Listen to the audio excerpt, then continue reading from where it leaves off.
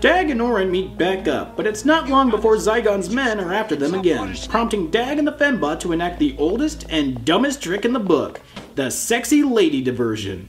Of course, this oldest dirt tactic is so stupid that it works perfectly. Seriously, the only way this could have been worse is if he fell for the carrot under the box trap.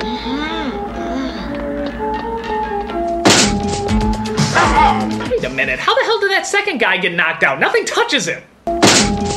See? Dag hits one of them with the butt of his gun, and the other guy just falls over like he's wounded. I'm not dead! You'll be stone dead in a moment.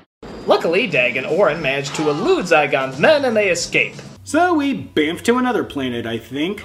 Could be the same planet with the mine world, or the same planet as that desert town. Establishing shot? What's that? But in any case, Zygon's men manage to catch up with Dag and Orin and shoot their ship down. Zygon's men take Dag's unconscious body in, but are unable to find Orin, who has been flung from the ship during the crash and landed torso first in a tree. Oh good, does this mean he suffered catastrophic injury and died? Roll the credits!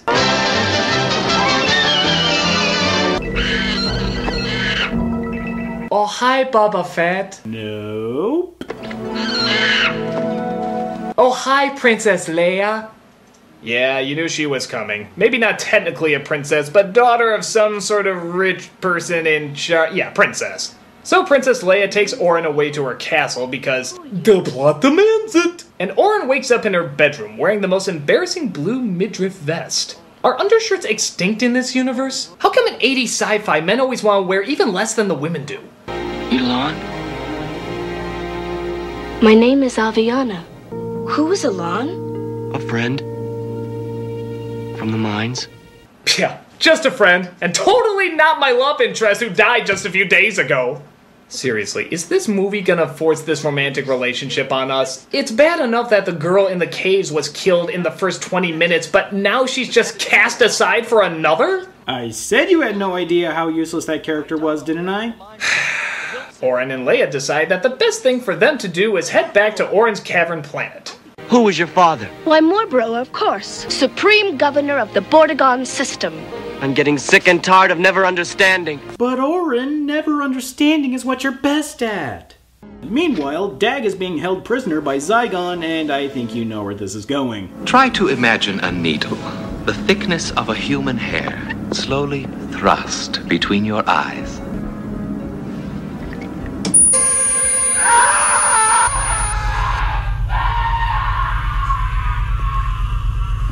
So it's been discovered that Orin's blade has been passed down from person to person, destroying the rule of tyrants for hundreds of years. Orin and Leia decide that the best thing for them to do is head back to Orin's cavern planet. I'm sorry, this is a restricted area. No one may enter without prior permission. Mizzo, shooting! Wait, did you say shoot me? That doesn't sound pleasant. Maybe I should do something like an actual guard robot. God, I'm a poor model. I hope you know what you're doing. Let me try.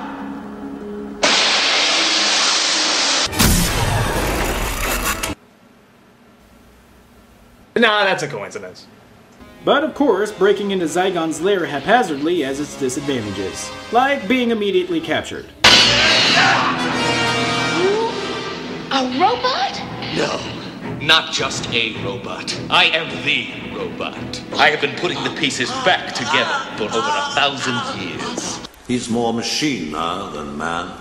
So Orin is thrown into jail next to Dag. With the blade in Zygon's possession, nothing can stop him from taking over and enslaving the humans. In fact, this blade is so important that Zygon just leaves it out in the open on a console board.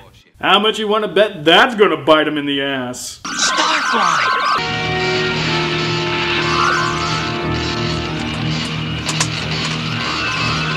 Conqueror of man, folks. God damn, this is stupid. So of course the twinkling dingleberry sneaks the hilt out of the reach of Zygon, and Orin uses it to escape. Guard! I have something for you! Oh boy, I hope it is candy. That is not candy. What's going on, Water Snake?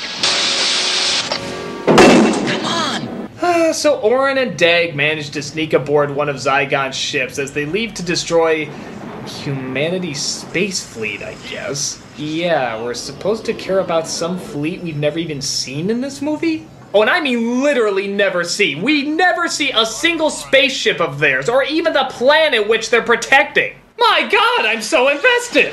Luckily, the Fembot managed to fix the ship and rejoins Orin and Dag as they manage to overtake control of the flagship leading the attack. And with a simple push of a button, detonates all the missiles in the entire fleet, effectively destroying every ship. Christ, if a single button push could do that, I'd hate to see what would happen if a guy accidentally spilled his coffee on the control boards. Orin and the gang manage to break back into Zygon space for, what, the third time now? But Zygon manages to ensnare Orin's ship in a tractor beam, leaving the Fembot and Dag's ship to make the save and take their place in the beam. I'm not sure that's how tractor beams work, but if the filmmakers don't care, then why the fuck should I? Ouch! Good suggestion!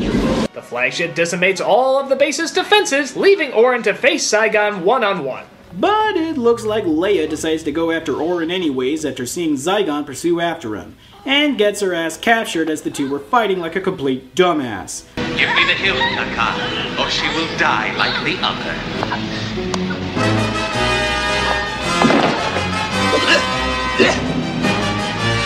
Okay, you've tried to use the sword before, and it has never worked for you. Why the fuck do you think it'll work for you now? It seems all hope is lost, but Navi shows up again and tells Orin that he never needed the sword in the first place. You do not need the hilt, Orin. There never was a blade. I found it in a crackerjack box! Why the fuck didn't he just tell him this way back at the beginning? The same reason the good witch didn't tell Dorothy about the shoe sending her back home. Some people are dicks. With his newfound power, Orin cleaves through Zygon and leads his people to revolt against the slave masters. But with the entire mind world collapsing from the explosions above, Orin thinks fast and bullshitty by, get this, throwing the sword at the ceiling, which magically clears the way for the rest of the people to safely evacuate. And if that wasn't enough, Orin even cures the little bastard from before of his blindness, because why the fuck not? I can see again. I can see! I can see! I can finally see that you're not wearing a shirt, and that kind of creeps me out!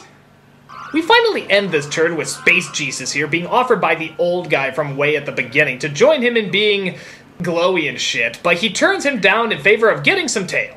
Not yet. I'd like to stretch my legs for a few decades. The choice is yours.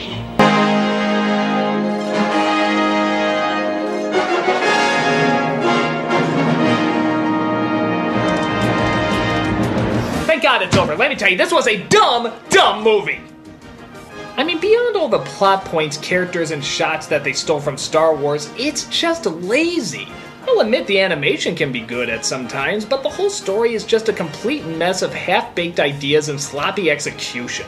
And it's just frustratingly blatant how much they're ripping off Star Wars. I'm sorry, it really gets in the way. But I did it. I stood up to your movie and I got through it. What do you think of them apples, bitch? I'll admit, you fared better than I expected. Can't wait to see how you'll respond with my next offering. Next offering?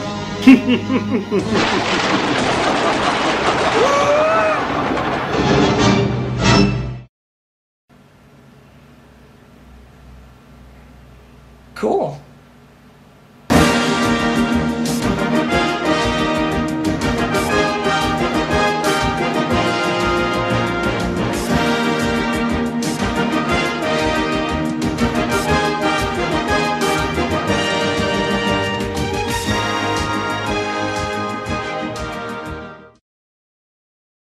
Kaka has returned.